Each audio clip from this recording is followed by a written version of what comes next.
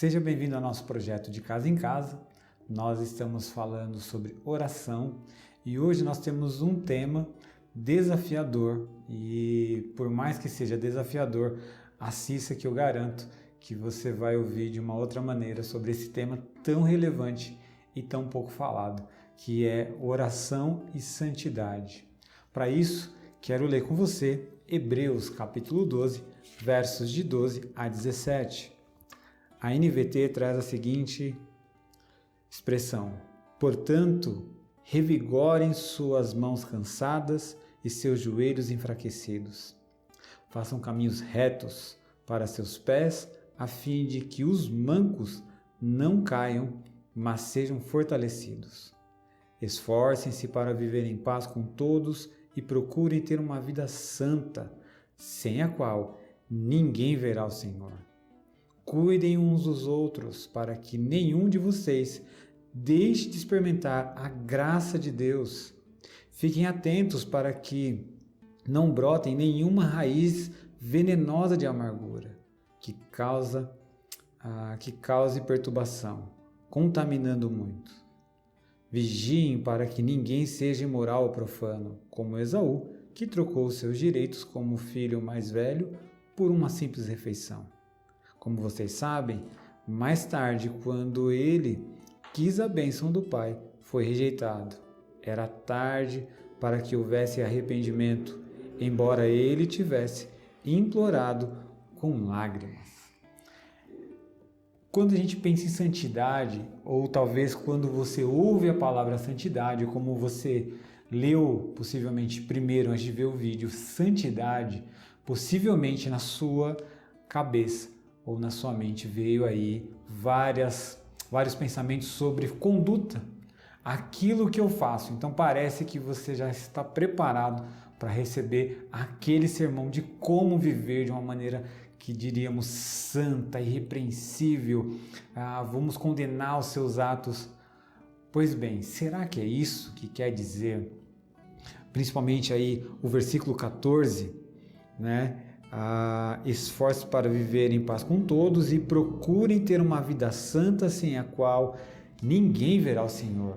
Ou seja, é a santidade que nos leva a ver o Senhor. Será que é isso que o texto quer dizer? Pois bem, vamos com cuidado no texto para que possamos entender a maravilha que esse texto traz. Primeiro eu comecei lendo um pouco antes, porque a gente precisa entender que Hebreus não foi escrito para o mundo. Hebreus é uma carta escrita para a igreja, como todas as cartas do Novo Testamento, a não ser, obviamente, as duas cartas de Timóteo e de Tito, que é escrito exclusivamente para essas pessoas, e a de Filemon, que tem um certo viés também nesse sentido mais pessoal, ainda que serve para a igreja.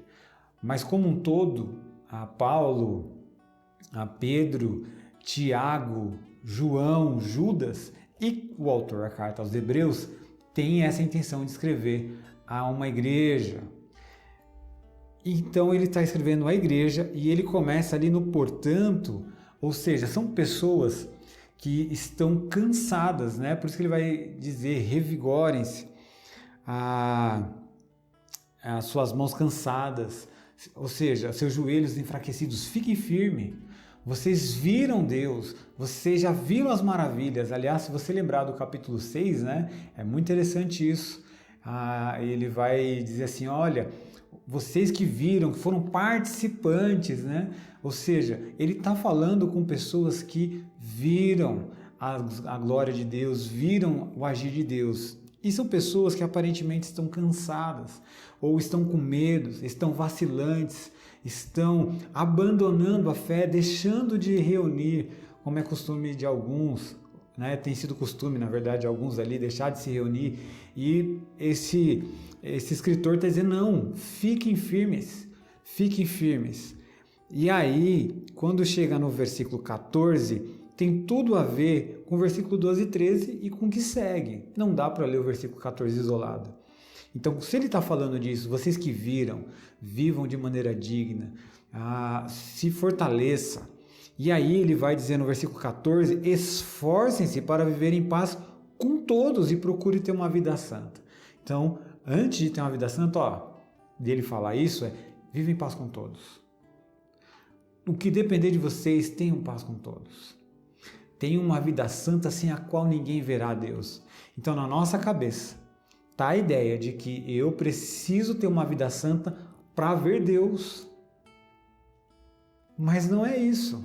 Na verdade, eu já experimentei as grandezas de Deus, portanto, eu devo manter essa vida santa porque eu tenho um padrão. Porque se eu não tiver um padrão, eu não sei o que é ter uma vida santa. Então, quando ele coloca aqui, não é a ideia que eu preciso ter essa vida santa para ver Deus, mas porque eu vi Deus, eu preciso, agora que eu tenho um padrão, eu preciso ter uma vida santa. E nesse sentido, oração e santidade caminham juntas. O declínio de um, na verdade, é a decadência da outra. Se eu deixo de orar, obviamente, eu vou deixar de ter uma vida nos padrões de Deus. E se eu deixar de ter a vida nos padrões de Deus, eu vou deixar automaticamente de orar. As pessoas no mundo, elas vão julgar a cristandade, os cristãos, não pelo que a Bíblia fala, até porque, male, eles conhecem a Bíblia. Mas eles vão julgar e vão apontar o dedo por aquilo que nós vivemos. Os homens, até tem gente que faz muita coisa boa, então esse negócio de conduta é a santidade que faz me ver Deus, cuidado, porque Jesus falou, olha, naquele dia alguns estarão à minha direita e outros à esquerda. Aquele que estiver à esquerda vai dizer, Senhor, em teu nome eu fiz, e Senhor, em teu nome eu realizei. E o Senhor vai falar, apartai-vos porque eu não conheço. Porque a ideia é de a gente ver Deus e viver uma vida santa, porque nós temos um padrão e nós somos filhos. Então, só é possível atingir esse padrão quando nós temos um modelo e nos tornamos filhos. E eu vou aprofundar um pouco mais isso aí, tá bom? Fique em paz. Então, santidade não é o preço que eu pago para ver Deus. Santidade é a forma como eu vivo porque eu vi Deus. Ou seja, santidade não é para eu ver Deus, mas é para que Deus seja visto. E aí eu vi uma expressão, uma ilustração que eu achei fantástica.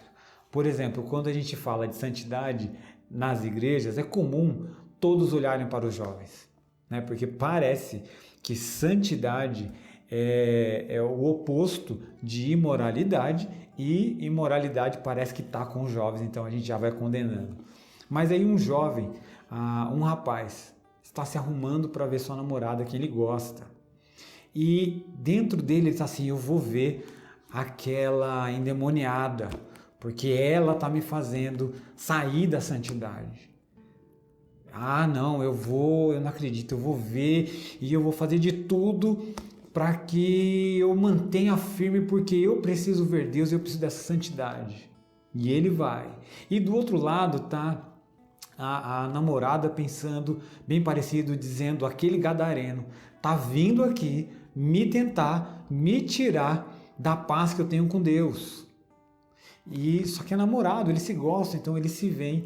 E após aquela conversa, aquele ambiente demoníaco, o que acontece? Ele sai frustrado, porque ele não conseguiu manter a santidade e ele sai clamando, Deus, não volta agora. Não volta agora porque eu perdi a santidade. Me espera um pouquinho, deixa eu participar de uns cultos aí de libertação para que eu volte à comunhão. E do outro lado, ela vai para casa e toma 500 banhos porque ela se sente suja e aquela pessoa que ela gosta trouxe só desgraça para ela. Na verdade, quando a gente pensa assim, é porque a gente está lidando com um monte de regras que está na nossa cabeça. Então parece que santidade é o que eu faço contra o outro, porque é o outro que me impede, está impedindo minha santidade diante de Deus, então parece que o outro que me atrapalha. Mas a gente tem visto, quem acompanha mais de perto e tem ouvido as celebrações de domingo sobre o projeto que a gente quer, e se Deus permitir, vamos implantar, dizendo que a gente tem que jogar para a gente a responsabilidade. Então, santidade não é fazer contra o outro para me salvar, mas é o que eu faço contra mim mesmo para salvar o outro. Então, na verdade, a pensamento desse rapaz ao ir de encontro a ela é o seguinte: eu vou lá e aquela pessoa que tira a minha paz, tira a minha santidade, vai ver como um filho de Deus age. E ela vai saber como um filho de Deus toca, como um filho de Deus conversa, como um filho de Deus beija, como um filho de Deus se relaciona. E do outro lado, a mulher também deve pensar da mesma forma. Aquele rapaz vai ver hoje como uma filha de Deus se veste, como uma filha de Deus se porta, como uma filha de Deus se deixa ou não se deixa ser tocada, como uma filha de Deus cheira. Percebe que é muito diferente? Então a santidade não está no exterior. A santidade não está em eu fazer para ser santo, mas eu vi Deus e eu vendo Deus santo, eu tenho já um padrão. O padrão é Deus. Portanto, eu, por ser filho de Deus, vou fazer de tudo para negar a mim mesmo e mostrar para as pessoas o Deus santo que eu sirvo. Percebe então que santidade brota de Deus através de mim e não das minhas atitudes para eu ver Deus. Não pense isso, porque senão você desvirtua totalmente o texto. E essa santidade que as pessoas vão ver Deus é porque eu estou mostrando uma santidade para as pessoas e as pessoas vão ver Deus a partir da minha vida santa, a partir da sua vida santa. Percebe? A diferença é gigantesca. Na verdade, é o oposto do que a gente imagina. O versículo 15, ele cuidem uns dos outros, para que nenhum de vocês deixe de experimentar a graça de Deus. Fique atentos para que não brote nenhuma raiz venenosa de amargura que causa perturbação, contaminando a muitos. Percebe a diferença? Que não brote em você nada ruim. Né? E aí a gente lembra as palavras de Jesus. O que sai da boca é o que é perigoso, o que é imundo, não o que entra. Né? Lembrando que Jesus estava dando uma lição porque os religiosos estavam dizendo: os seus discípulos estão comendo sem lavar as mãos. Jesus disse: calma aí, eles estão com a mão suja, eu entendo, eles não deveriam, mas isso não é o X da questão, porque o X da questão não é o que está entrando pela boca. Não são só as atitudes, mas é da onde vêm as atitudes. Por isso que fala, é o que sai que é o problema. E aqui é a mesma coisa, santidade. Santidade não é o que eu estou fazendo. Santidade é o que Deus já fez e o que eu estou vivendo a partir disso. Porque se eu tentar fazer as coisas para ver Deus, eu estou tentando ganhar a minha vida. E aí a gente lembra de outro versículo dizendo: aquele que tentar ganhar a sua vida, vai perdê-la.